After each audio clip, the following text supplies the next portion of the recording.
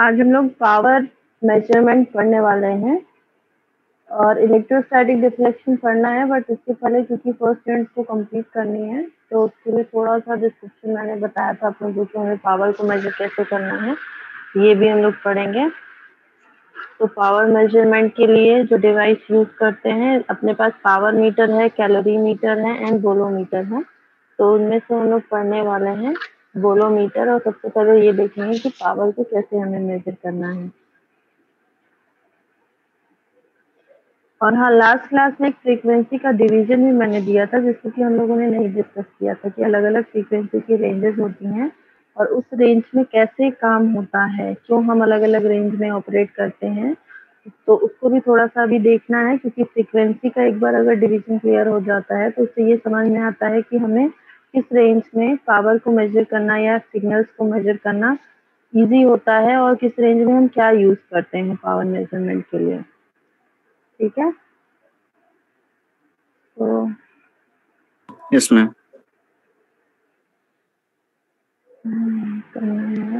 एक मिनट। तो आप लोग को स्क्रीन पे एक डायग्राम विजिबल है। अभी से 26 लोगों ने ज्वाइन किया, 10 मिनट हो गए जबकि क्लास स्टार्ट हुए। क्या कर रहे हैं भाई, लैब की क्लास को ज्वाइन नहीं करना है क्या?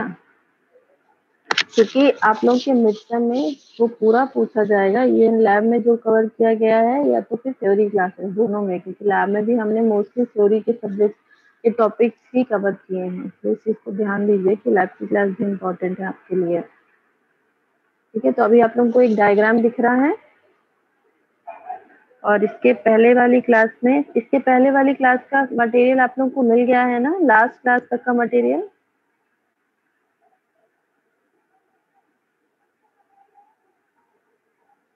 लास्ट क्लास का मटेरियल सभी को मिल गया है या नहीं मिला है? Please anyone.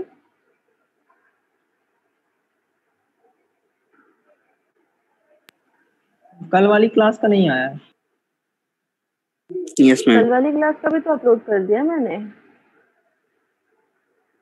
कल वाली क्लास का भी अपलोडेड है कि नहीं अपलोडेड है? मैम कल शाम को लगभग 5 बजे तक तो नहीं आया था, उसके बाद का पता नहीं। नो मैम, अभी भी नहीं। नहीं मिला है कल वाली क्लास का? ओके, तो कल की क्लास में हम लोगों ने पढ़ा था थर्मोमीटर, और उसके बाद अब हमें पढ़ना है पावर मेजरमेंट कैसे करना है, और इलेक्ट्रोस्टैटिक डिफ्लेक्शन भी देखना है। बट इलेक्ट्रोस्टैटिक डिफ्लेक्शन के पहले अपनी फर्स्ट यूनिट थोड़ा अच्छे से कंप्लीट हो जाए, क्योंकि आप लोगों को प्रेजेंटेशन बनाने के लिए मैंने बोला था, तो अभी उसको नहीं करना है, क्योंकि अगर आप लोगों का मिड टर्म है तो आप एक टाइम पे एक ही काम करेंगे, तो वो काम नहीं करना है। तो थोड़ा सा हम लोग पावर मेजरमेंट डिस्कस कर लेते हैं और फिर उसके बाद कल की क्लास में हम लोग सीआरओ देखेंगे। ठीक है, यस मैम।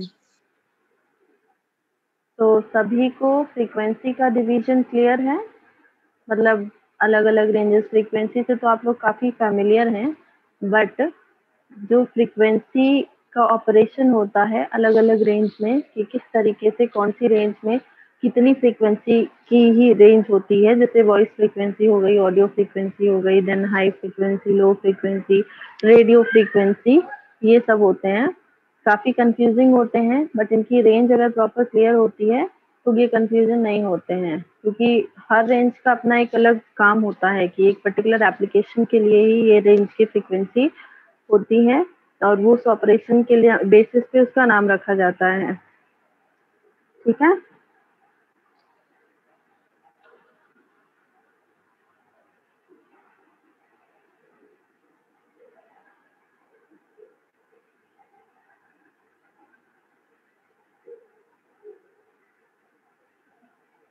सभी लोगों को स्क्रीन पे फ्रीक्वेंसी की रेंज विजिबल है? Yes ma'am. Yes ma'am.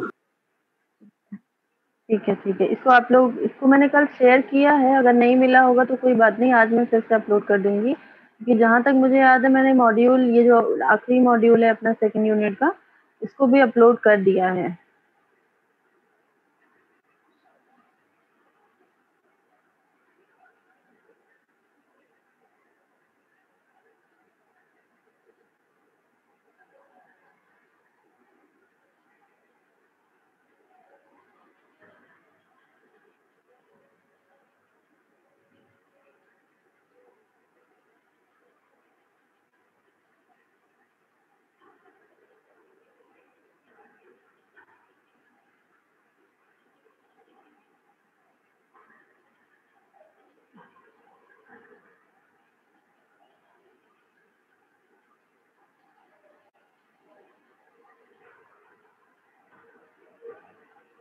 तो कल क्योंकि आप लोगों को पावर मेजरमेंट के बारे में बोला गया था कि आपको करना है, तो किसी ने खुद से कुछ किया था पावर मेजरमेंट को एक दिन में, या अभी सिर्फ रेस्ट टाइम ही चल रहा था?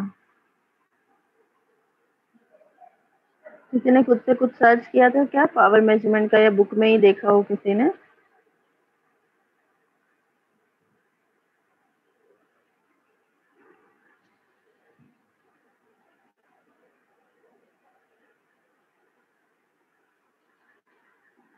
एनीवन? किसी ने भी कुछ भी नहीं किया था लगता है, किसी ने भी।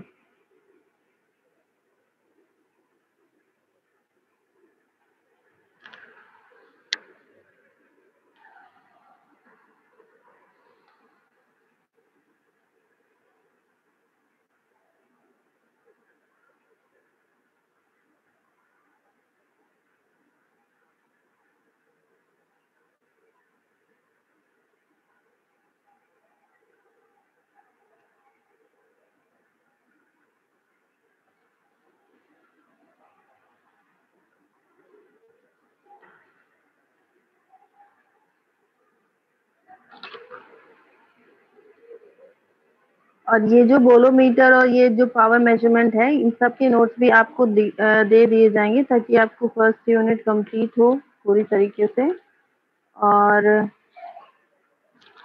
ठीक है, तो ये जो हमें दिख रहा है पावर मेजरमेंट के लिए, सबसे पहले हमें ये समझना होगा कि अभी तक हमने जो मेजरमेंट किए हैं वो किस रेंज तक की फ्रीक्वेंसी सिग्नल के लिए हैं, क्योंकि जो पावर है मोस्टली जो हम कैलकुलेट करते हैं वो हायर रेंज ऑफ फ्रीक्वेंसी के लिए है। लोअर रेंज में भी कैलकुलेट करते हैं, बट लोअर रेंज में जो कैलकुलेट करने की मेथड होती है वो इनडायरेक्ट मेथड होती है।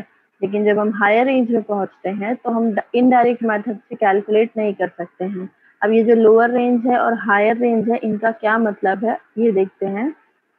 आपको यहाँ पे जो फ्रीक्वेंसी का डिवीजन दिख रहा है, एक तो होता है audio frequency, radio frequency and microwave frequencies होती हैं, ठीक है।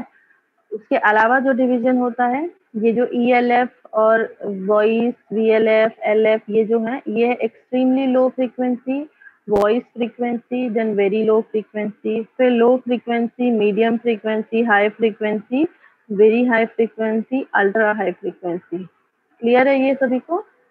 ये पहले आप लोगों ने डिवीजन देखा है क्या फ्रीक्वेंसी का? आप में से किसी ने भी पहले फ्रीक्वेंसी डिवीजन के पढ़ा है? पढ़ा होगा Yes, may be, ma'am. But याद नहीं होगा, या मैम याद है, मैम पढ़ा ठीक है? था। ठीक है, तो यहाँ पे जो फ्रीक्वेंसी का डिवीजन है, तो अभी तक हमने वोल्टेज मेजरमेंट देखा है, करंट मेजरमेंट देखा है, इम्पीडेंस मेजरमेंट देखा है। ये जो हमने देखा है एक नॉर्मल सर्किट के लिए, उस नॉर्मल सर्किट में जो सिग्नल दिए जा रहे हैं उन सिग्नल की जो फ्रीक्वेंसी है, अभी तक तो ऐसे क्वेश्चन किए नहीं है हमने जिसमें कि सिग्नल भी दिया हो, क्योंकि सिग्नल फ्रीक्वेंसी भी गिवन हो, क्योंकि फ्रीक्वेंसी तभी गिवन होती है जब हमने सिग्नल साइनोसॉइडल लिया है।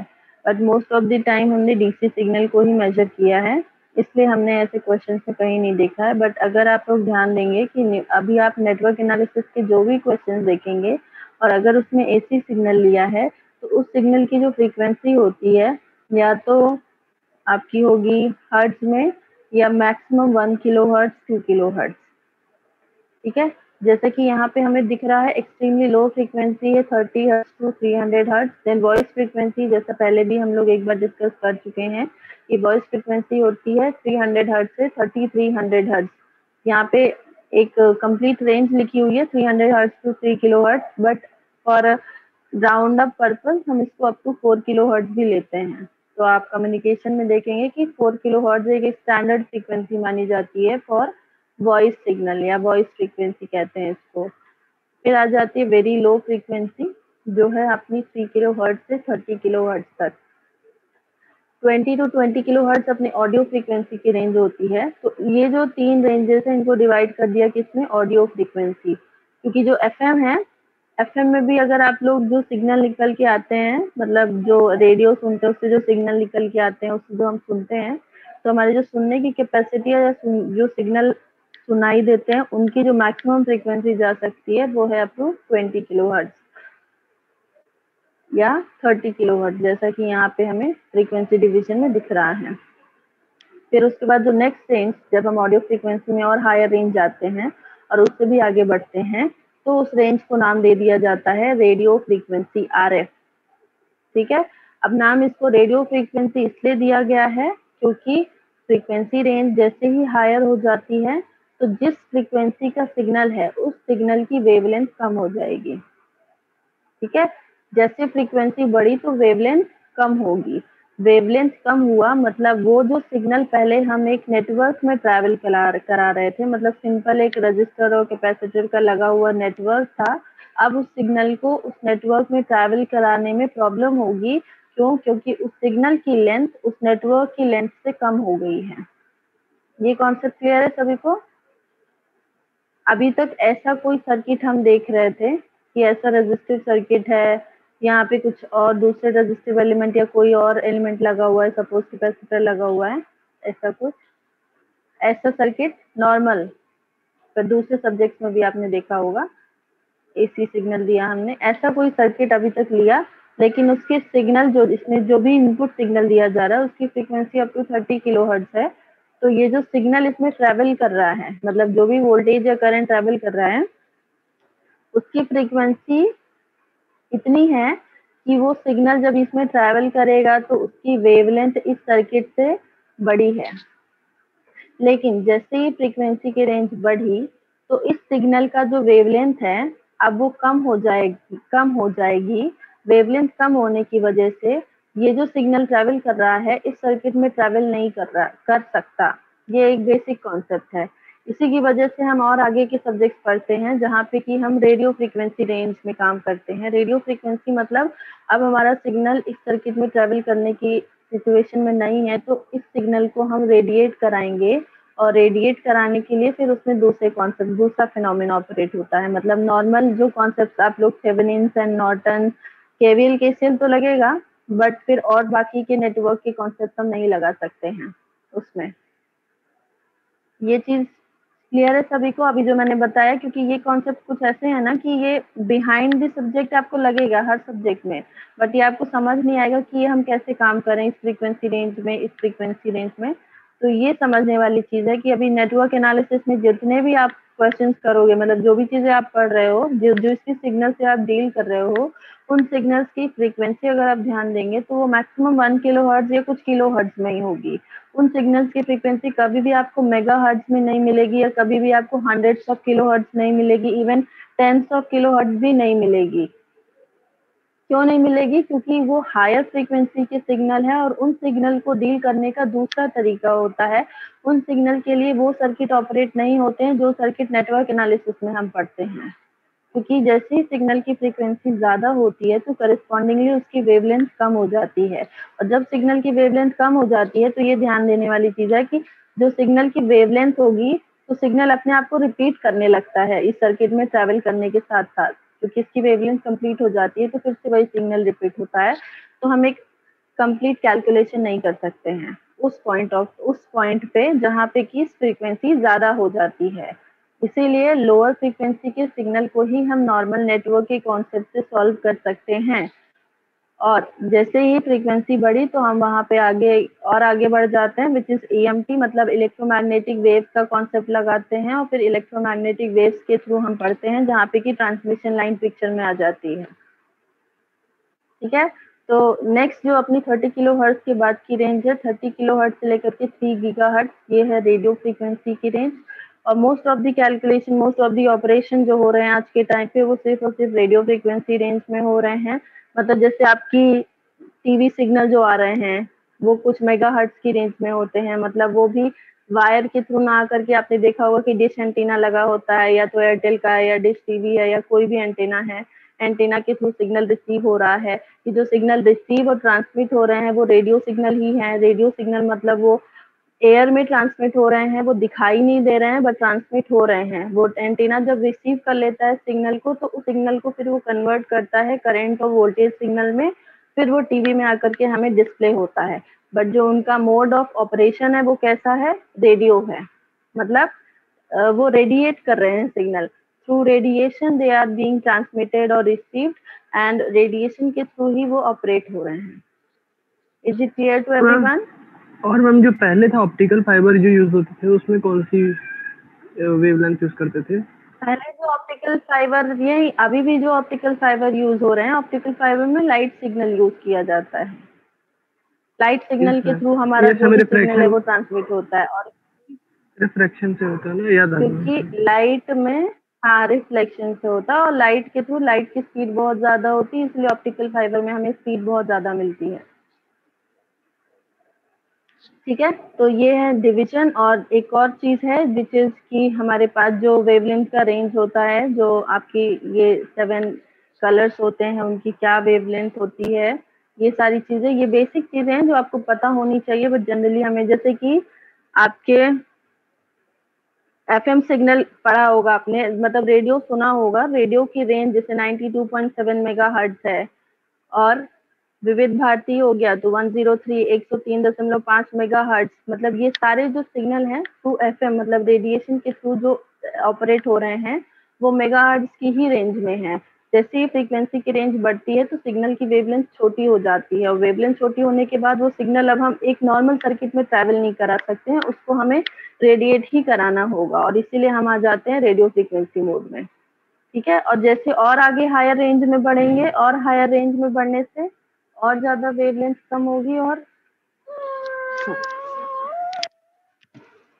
एक मिनट,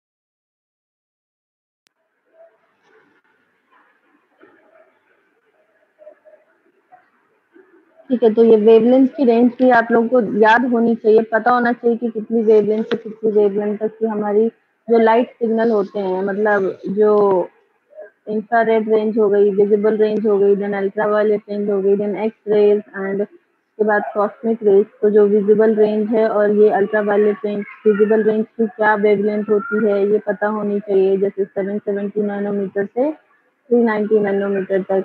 इसमें कहाँ से कहाँ तक की फ्रीक्वेंसी आती है ये भी पता होनी चाहिए। मतलब ये बेसिक कुछ चीजें हैं जो आप लोगों को पता होनी चाहिए। अब यहाँ से ये देखते हैं हम लोग कि कैसे पावर का कैलकुलेशन किस तरीके से अफेक्ट होता है। तो जब हम लोअर फ्रीक्वेंसी में ऑपरेट कर रहे हैं, तो लोअर फ्रीक्वेंसी में सिग्नल्स को मेजर करने का जो तरीका हमने पढ़ा है, वो अभी तक जितने भी हमने वोल्ट मीटर और एमीटर पढ़े हैं, these are for lower frequency signals. कुछ मीटर जैसे आरएफ रेंज में हमें अगर करंट को मेजर करना है तो हम थर्मोकपल डिवाइस यूज कर रहे हैं। एक आरएफ एमीटर्स के लिए जो पढ़ा था हमने, वहाँ पे हम थर्मोकपल यूज कर रहे थे। बट बाकी के जो नॉर्मल एमीटर, जैसे डीसी एमीटर हो गया, डीसी वोल्ट मीटर हो गया, रेक्टिफायर टाइप ऑफ एमीटर पढ़ा हमने, इलेक्ट्रोडायनेमोमीटर टाइप ऑफ एमीटर पढ़ा, similarly electrodynamometer type of volt meter भी होते हैं, और वैसे ही rectifier type of volt meter, DC volt meter, chopper type, जितने भी वोल्ट मीटर एंड एमीटर पढ़े हैं, these are for lower frequency signals. और उन लोअर फ्रीक्वेंसी सिग्नल में सिग्नल की वेवलेंथ इतनी है कि हम उसको इजीली ट्रैवल करा सकते हैं और उसको मेजर कर सकते हैं। ठीक है, लेकिन उन सिग्नल से हमें अगर पावर कैलकुलेट करनी है तो हम क्या कर रहे हैं, already we are calculating V and I. तो वी और आई को मल्टीप्लाई करेंगे तो हमें क्या मिलेगा, पावर। तो this is the indirect process, मतलब जहाँ पे हम वी कैलकुलेट कर रहे हैं, जहाँ पे हम आई कैलकुलेट कर रहे हैं, तो वहाँ पे हमें अलग से पावर को कैलकुलेट करने की जरूरत नहीं है, वहाँ हम इनडायरेक्टली पावर को कैलकुलेट कर सकते हैं। इसलिए लोअर फ्रीक्वेंसी में जो पावर कैलकुलेशन का तरीका है वो है इनडायरेक्ट मेथड। लेकिन जब हम हायर फ्रीक्वेंसी में जाते हैं तो उसी सिग्नल को हम डायरेक्टली मेजर नहीं कर सकते। क्यों मेजर नहीं कर सकते? क्योंकि हम उसको एक सिंपल सर्किट से ट्रैवल नहीं करा सकते, हवा में हम वोल्ट मीटर और एमीटर लगा नहीं सकते हैं। तो उस पॉइंट पे जो डायरेक्ट सिग्नल जो कि मेजर किया जा सकता है वो होता है सिर्फ पावर। तो वहाँ पे हम पावर मेजर करते हैं डायरेक्टली, और वो होता है हायर फ्रीक्वेंसी मतलब रेडियो फ्रीक्वेंसी रेंज में। ठीक है, ये क्लियर है आप लोगों को? Yes, ma'am. तो उसके लिए जो यूज किया जाता है, मतलब जो नॉर्मल तरीका होता है क्या है कि हमने वी कैलकुलेट कर लिया है या आई कैलकुलेट कर लिया है, तो वी स्क्वायर बाय आर और आई स्क्वायर बाय आर से we can calculate the power. और उसके बाद जैसे ही सिग्नल की फ्रीक्वेंसी बढ़ी, मतलब कि रेडियो फ्रीक्वेंसी रेंज में अगर हम जाएं वहां भी, या तो फिर उसके आगे माइक्रोवेव फ्रीक्वेंसी रेंज में जाएंगे अप टू गीगाहर्ट्ज, मतलब गीगाहर्ट्ज से भी ऊपर जाएंगे, तो वहां पे सिग्नल को हम डायरेक्टली, मतलब डायरेक्ट आप वोल्टेज सिग्नल और करंट सिग्नल नहीं लेंगे, वहां पे ईएम वेव होगी, और उस ईएम वेव को जब रिसीव किया जाता है तो उस रिसीव किए गए सिग्नल की पावर को डायरेक्ट कैलकुलेट किया जाता है, ना कि वोल्टेज या करंट को। तो उस टाइम पे जो डायरेक्ट कैलकुलेशन होता है वो होता है पावर का कैलकुलेशन। तो सबसे पहले जो कैलकुलेशन की प्रोसेस है, मतलब जो पावर कैलकुलेट करनी है वो हमें बाय यूजिंग बोलोमीटर कैलकुलेट करनी है। तो बोलोमीटर को हम एक बार देख लेते हैं कि इसमें कैसे वर्किंग होती है, क्या होती है। उसके लिए एक डायग्राम आप लोगों को अभी दिखाया गया था, तो वही डायग्राम फिर से शेयर कर रही हूँ मैं।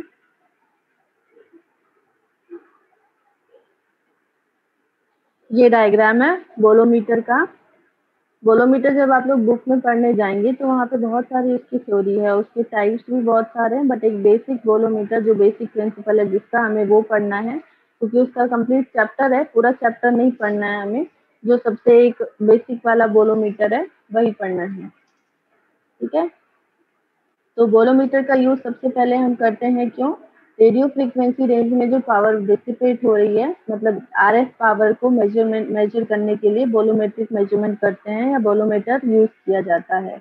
बोलोमीटर किस प्रिंसिपल पे, मतलब बेसिक जो कॉन्सेप्ट है जिसपे कि ये वर्क करता है वो ये है कि यहाँ पे एक वायर, ये जो एब्जॉर्बर जैसा आपको दिख रहा है ब्लैक ब्लैक सा, ये एक ऐसा मटेरियल होता है जो कि इंसिडेंट पावर को या इंसिडेंट सिग्नल को एब्जॉर्ब करता है, और सिग्नल को एब्जॉर्ब करते ही इसके टेम्परेचर में चेंज आता है। टेम्परेचर में चेंज आएगा ही आएगा, क्यों आएगा? क्योंकि इसको उस मटेरियल का बनाया जाता है, जैसे कि ऐसा मटेरियल जिसमें पॉजिटिव टेम्परेचर कोएफिशिएंट हो, या ऐसा सेमीकंडक्टर मटेरियल जैसे कि जिसका कि नेगेटिव टेम्परेचर कोएफिशिएंट हो।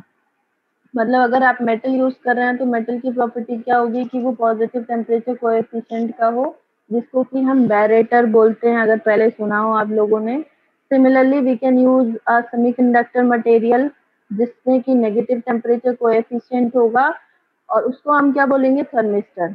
थर्मिस्टर और बैरेटर दो टाइप का मटेरियल यूज होता है, और दोनों में डिफरेंस क्या होता है? थर्मिस्टर सेमीकंडक्टर का बना है और बैरेटर भी सेमीकंडक्टर का है, लेकिन फर्क होता है डोपिंग का। एक होता है हाईली डोप, एक होता है लाइटली डोप।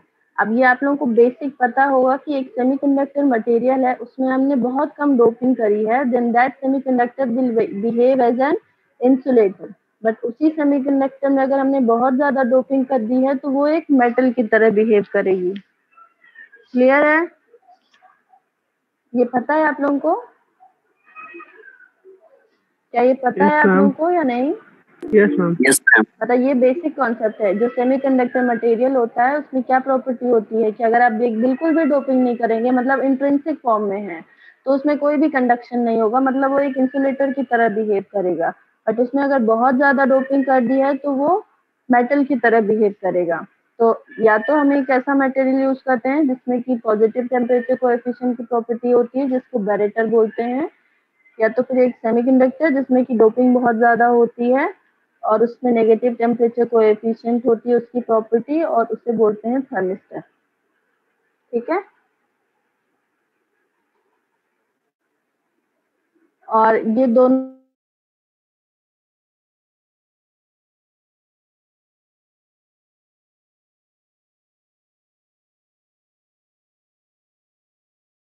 जो ऑब्जॉर्ब की गई पावर है उसको ऑब्जॉर्ब किया है अगर, तो उसके टेम्परेचर, मतलब ये जो मटेरियल है इनके टेम्परेचर में चेंज आता है, और ये जो चेंज इन टेम्परेचर है इसी को ही डिटेक्ट करते हैं, और इसी चेंज इन टेम्परेचर के थ्रू हम ये पता करते हैं कि कितनी पावर एब्जॉर्ब करी गई है। ठीक है, और ये आरएफ रेंज की पावर को मेजर करने का डायरेक्ट प्रोसेस है, क्योंकि उसके अलावा ऐसा कुछ भी नहीं कि सिग्नल में सिग्नल आएगा, उसका हम पावर मेजर करेंगे। पावर मेजर करने के लिए आई कैलकुलेट करेंगे या वी कैलकुलेट करेंगे, then I square into R या वी स्क्वायर बाय आर करेंगे। ऐसा कोई कॉन्सेप्ट नहीं है, इसलिए यहाँ पे ऐसा अरेंजमेंट किया गया है।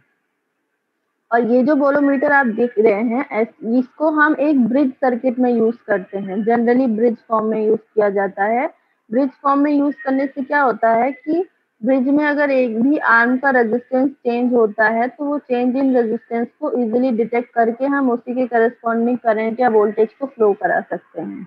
तो ये तो एक इंडिविजुअल बोलोमीटर दिख रहा है, बट बोलोमीटर अल्टीमेटली काम किस पे कर रहा है? एक रेजिस्टिव एलिमेंट, मतलब जो मेन इसका एलिमेंट है वो क्या है? वो बैरेटर या थर्मिस्टर, जिसके की रेजिस्टेंस में चेंज आता है bye absorbing the power signal, और इस चेंज की वजह से ही जो भी पावर आई है उसको मेजर किया जाता है। तो इसको हम एक रजिस्टर के फॉर्म में लेकर के ब्रिज सर्किट में यूज करते हैं, जो सर्किट अभी मैं आप लोगों को दिखाऊंगी। क्योंकि एप्लीकेशन अगर आता है कि कहाँ हम इसको यूज करते हैं, कैसे अप्लाई करते हैं, तो वो एक ब्रिज सर्किट के फॉर्म में हम इसको यूज करते हैं।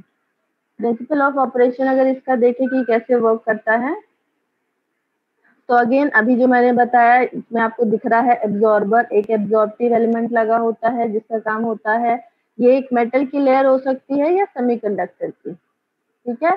तो ये क्या करेगी? इंसिडेंट पावर को एब्जॉर्ब करेगी। पावर एब्जॉर्ब करने से इसके टेम्परेचर में चेंज आएगा।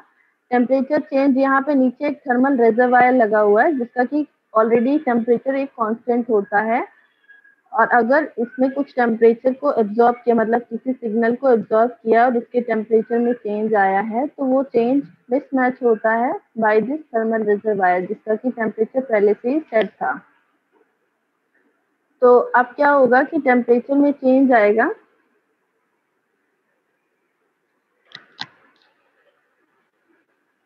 तो यहाँ पे जो थर्मल मास है उस थर्मल मास के टेम्परेचर में चेंज आएगा थ्रू दी हीटिंग कैपेसिटी, और यहाँ पे जो इक्वेशन निकल करके आएगी वो होगी delta T is equal to P by G. T मतलब जो इंसिडेंट पावर है और जी मतलब ये जो थर्मल कंडक्टेंस लगा हुआ है।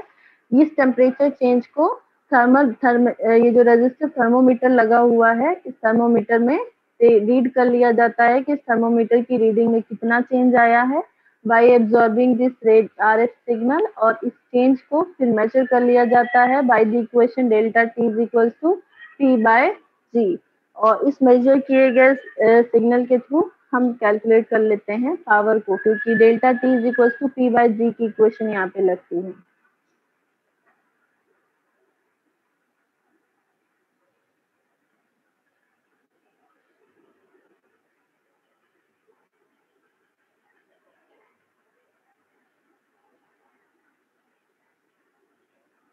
जो चेंज इन टेम्परेचर होगा delta,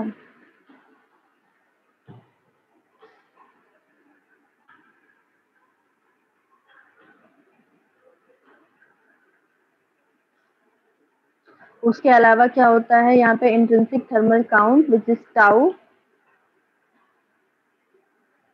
tau is equals to C by G। C क्या है यहाँ पे? Heat capacity.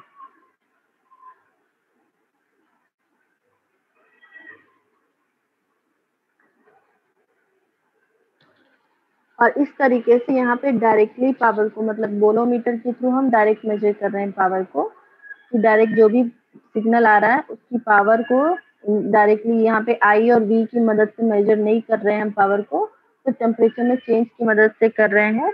और इसलिए इसको हम डायरेक्ट मेथड्स के अंदर पढ़ते हैं कि डायरेक्ट कैसे मेजर करते हैं, तो बाय यूजिंग बोलोमीटर।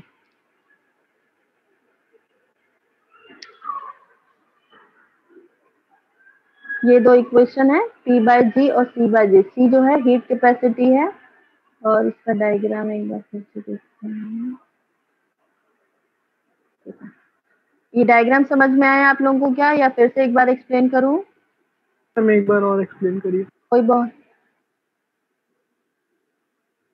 जो भी हमारा आरएफ सिग्नल है वो इंसिडेंट हो रहा है इस एब्जॉर्प्टिव एलिमेंट पे। एक मेटालिक लेयर है, एक पतली सी लेयर है मेटल की या सेमीकंडक्टर मटेरियल की लेयर है, जिसकी प्रॉपर्टी होती है कि जब भी इसमें आरएफ सिग्नल इंसिडेंट होगा, उस इंसिडेंट सिग्नल की पावर को ये एब्जॉर्ब कर लेगा और जो पावर एब्जॉर्ब करेगा उसकी वजह से इस लेयर के टेम्परेचर में चेंज आएगा। ये जो टेम्परेचर में चेंज है ये थर्मल मास के थ्रू एक यहाँ रिजर्वायर से कनेक्टेड है, तो इस थर्मल मास के टेम्परेचर में चेंज आएगा। थर्मल मास के टेम्परेचर में चेंज होने की वजह से यहाँ मिसमैच होगा और डेल्टा टी पिक्चर में आएगा और इस डेल्टा टी को हमने डिनोट किया है P बाय जी से, P बाय जी से। और डेल्टा टी जो है हम यहाँ रेजिस्टिव थर्मोमीटर से रीड करेंगे और रेजिस्टिव थर्मोमीटर से हमें चेंज इन टेम्परेचर मिलेगा और उस चेंज इन टेम्परेचर के थ्रू हम कैलकुलेट कर लेंगे P बाय जी और जहाँ से हमें की पावर समझ में आ जाएगी कि क्या है जो भी सिग्नल आया है उसकी पावर। थर्मल रिजर्वायर जो मैम क्या काम कर रहा है? ये नॉर्मल टेम्परेचर से थर्मल कंपैरिजन रिजर्वायर कर रहा कोई है क्या? काम नहीं, it is a normal reservoir है। रिजर्वायर मतलब जैसे वाटर रिजर्वायर सिंक होता टाइप का, है सिंक जैसे टाइप कि का, सिंक टाइप का मैम, यस वो प्लीज। सिंक टाइप का। हाँ, एक टैंक जैसे आप समझ लीजिए, मतलब एक ऐसा सोर्स है which has a constant temperature. और मैम जी क्या काम कर रहा है? थर्मल मतलब कंडक्टेंस। एक सोर्स है। G is thermal conductance, G is inverse of G, नहीं पता है कंडक्टेंस रेजिस्टेंस का इनवर्स कंडक्टेंस पता है G, मैम, लेकिन इसको यहाँ हमने पे क्या नाम काम दिया कर है रहा है? Thermal conductance. यहाँ पे थर्मल कंडक्टेंस की मदद से ये जुड़ा हुआ है थर्मल रिजर्वायर से। और जो इक्वेशन हमें अभी मैंने आप लोगों से बताई है कि ये इक्वेशन पिक्चर में आती है विच इज P बाय जी, वहां पे इसका काम आता है। डेल्टा टी को जब हमें निकालना होता है तो वो P बाय जी के थ्रू निकालते हैं। ओके मैम, ये ओके मैम।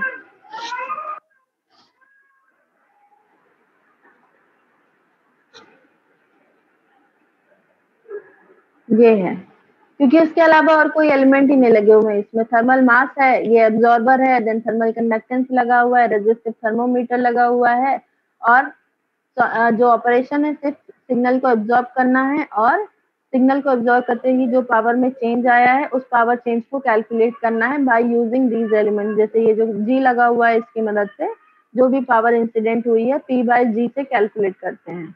और हीट कैपेसिटी है इस थर्मल मास की, मतलब इसकी एक कैपेसिटी होती है जिसके थ्रू ये हीट होगा, कितना हीट हो सकता है, तो इस थर्मल मास की कैपेसिटी को C से डिनोट किया गया है। क्लियर हो? और कोई डाउट किसी को? कोई बहुत ज्यादा टफ नहीं है, इसलिए मैंने ये टॉपिक आप लोगों को बोला था करने के लिए।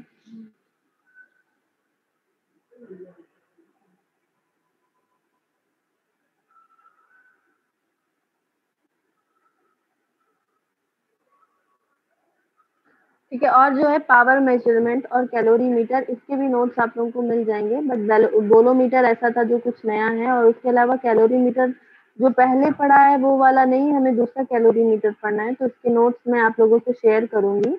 और पावर मेजरमेंट में क्या है कि अपने पास डेरिवेशन है, जो कि डेरिवेशन कराना तो अभी पॉसिबल नहीं है कि आप लोगों को डेरिवेशन कराया जाएगा, बट हाँ पावर मेजरमेंट में एक तो बोलोमीटर हो गया और दूसरा कैलोरी मीटर, और उसके अलावा जो एक नॉर्मल पावर मेजरमेंट होता है जैसे कि जो इनडायरेक्ट, जिसमें कि हम वी और आई का भी यूज करेंगे और उसमें हम इलेक्ट्रोडायनेमोमीटर टाइप ऑफ सर्किट यूज करते हैं फॉर पावर मेजरमेंट। तो उसके नोट्स शेयर करके फिर मैं आप लोगों से वो इसको एक्सप्लेन करूंगी, क्योंकि इसका डेरिवेशन है और उतना ज़्यादा अभी इम्पोर्टेंट नहीं है, बट फिर भी ज़रूरी है क्योंकि आपके सिलेबस में है तो ज़रूरी तो है ही, बिल्कुल ज़रूरी है। तो उसको हम लोग करेंगे, बट आज नहीं करेंगे, ठीक है? Okay ma'am. और भी वो कोई बोल सकते हैं भाई, 31 स्टूडेंट्स आर देयर। लैब की क्लास के नाम से लोगों को अपने आप लगता है नींद आने लगती है।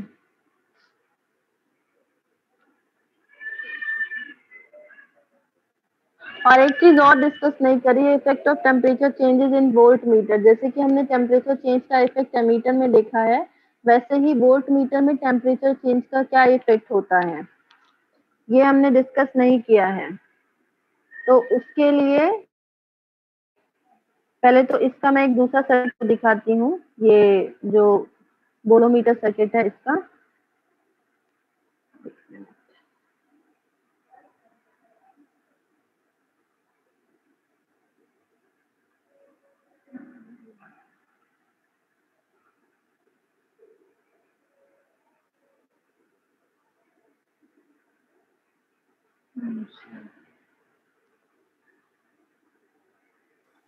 तो इसका एप्लीकेशन के साथ, क्योंकि अगर आप गूगल पे जाएंगे देखने ना तो मोस्ट ऑफ द टाइम आपको ऐसा सर्किट मिलेगा जो कि बोलोमीटर नहीं है, बट यूजिंग बोलोमीटर एक ब्रिज बना हुआ है। ये application of that bolometer circuit है, क्योंकि बोलोमीटर अपने आप में ही पावर को कैसे ये एब्जॉर्ब कर रहा है और फिर टेम्परेचर चेंज हो रहा है, बट उसको हमें एक सर्किट के फॉर्म में अगर लेना है तो इस तरीके से उसको इस सर्किट के ब्रिज के फॉर्म में कनेक्ट किया गया है। ये जो आरटी दिख रहा है आपको, आरटी, ये है, आप दिख रहा है सभी को? Yes, ma'am. Yes, ma'am. है ना? तो ये जो सर्किट है वो ये डिनोट कर रहा है कि जो एप्लीकेशन होगा उस बोलोमीटर का, जो अभी हमने देखा है बेसिक बोलोमीटर, उस बोलोमीटर से जो भी पावर को मेजर किया गया है उस पावर को अगर अब हमें आगे सर्किट में कैसे हम उसको देखें, मतलब उसको कैलकुलेट करें वी और आई के फॉर्म में अगर हमें लेना है तो हम उसे एक ब्रिज सर्किट में ऐसे यूज करते हैं। ठीक है? Yes ma'am. हम थोड़ा इसकी वर्किंग बता दीजिए ना, इसमें थोड़ा सा। इसकी वर्किंग बेटा ये एप्लीकेशन है, बोलोमीटर से अलग है। मतलब बोलोमीटर आपने पढ़ा कि ये कैसे पावर को मेजर करेगा। अब उसके बाद क्या होगा कि उसमें उसी बोलोमीटर को यूज किया हमने इस ब्रिज में, तो ऑपरेशन क्या है, ये जो मैम आरटी इसमें दिख रहा है ये है आपका वही R1 बोलोमीटर।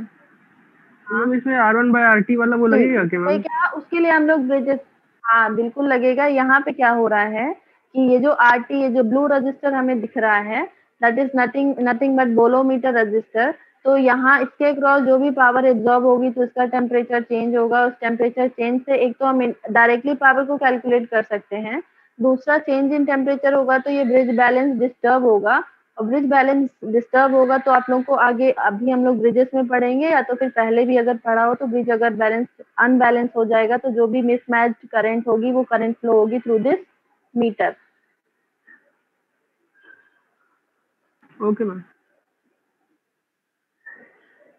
ठीक है, तो आज के लिए अभी हम लोग सिर्फ बोलोमीटर ही पढ़ेंगे। इसके अलावा effect of temperature change in volt meter देखना है कि वोल्ट मीटर में टेम्परेचर चेंज का क्या इफेक्ट पड़ता है।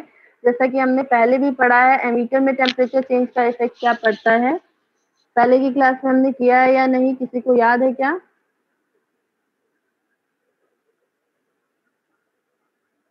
टेम्परेचर चेंज का इफेक्ट एमीटर पे कल, अभी आपका नेक्स्ट वीक मिड टर्म है भाई, पढ़ते रहिए क्योंकि एग्जाम में पूछा जाएगा। क्विज तो ऑलरेडी हो चुका है एक आपका, अब मिड टर्म हो रहा है। मिड टर्म क्विज में आप ये समझ लीजिए आपसे आधा पूछा गया था, अब मिड टर्म में आपसे पूरा पूछा जाएगा, जो कि आपको सीआरओ पढ़ाया गया है, फंक्शन जनरेटर पढ़ाया गया है, and this complete first unit, मतलब अप टू कैलोरी मीटर आपसे पूरा पूछा जाएगा। सीआरओ में भी कल आपको इलेक्ट्रोस्टैटिक डिफ्लेक्शन एंड फोकसिंग पढ़ा दिया जाएगा, तो वो भी पूछा जाएगा। और कल की क्लास के बाद कुछ भी वैसे पढ़ाया नहीं जाएगा जो कि आपको मिड टर्म में पूछा जाए, और अगर पढ़ाया भी जाता है तो वो मिड टर्म में नहीं पूछा जाएगा। Is it clear to everyone? Ma'am कितने नंबर का होगा वैसे? मैम जब क्विज हो चुका है मिड तो टर्म 20 आपका नंबर के? होता है, क्विज हो चुका है बट ये क्विज आपका 20 मार्क्स का हुआ था, बट जो आखिरी में कंप्लीट आपके मार्क्स होते हैं, जो आपके सेशनल के मार्क्स होते हैं, उसमें 30 मार्क्स का होता है। और इस 30 मार्क्स में दोनों आपके mid terms available, mid terms होते हैं। बट अभी आपका जब पेपर लिया जाता है तब आपसे 15 नंबर का तो पेपर लिया नहीं जाएगा, तो वो होता है 10 नंबर का क्विज एंड 20 नंबर की थ्योरी, मतलब टोटल 30 मार्क्स का। और जब आखिरी में क्या होता है कि हम इन सारे नंबरों को डिवाइड बाय कर देते हैं, मतलब 2 कर देते हैं, जस्ट हाफ कर देते हैं। तो जैसे आपने अगर 10 में 2 स्कोर किया है तो 5 में 1 स्कोर किया है, ऐसा हो जाता है। Okay ma'am. ठीक है, तो जो मिड टर्म होते हैं, पहले भी तो दिया होगा मिड टर्म, जो कि आपके 30 मार्क्स के होते हैं, जिसमें कि 10 नंबर का क्विज होता है एंड बाकी 20 नंबर की थ्योरी, और 20 नंबर की थ्योरी में कुछ न्यूमेरिकल होंगे, कुछ थ्योरी होगी। Yes ma'am. ठीक है, तो आज की क्लास के लिए इतना ही।